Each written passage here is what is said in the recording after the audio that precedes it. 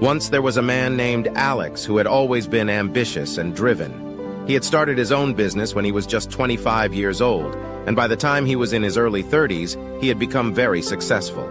However, despite his success, Alex had developed a bad habit of spending countless hours on social media every day.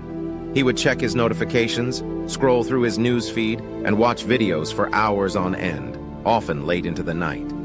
Alex's friends and family began to notice that he was becoming less productive and more easily distracted. His business was suffering, and he was missing out on important opportunities because he was too busy checking his phone. One day, Alex realized that he needed to make a change. He decided to take a break from social media and focus on his work instead. At first, it was difficult for him to break the habit, but he soon found that he had more time and energy to devote to his business. As he worked harder and more efficiently, Alex began to see the results of his efforts.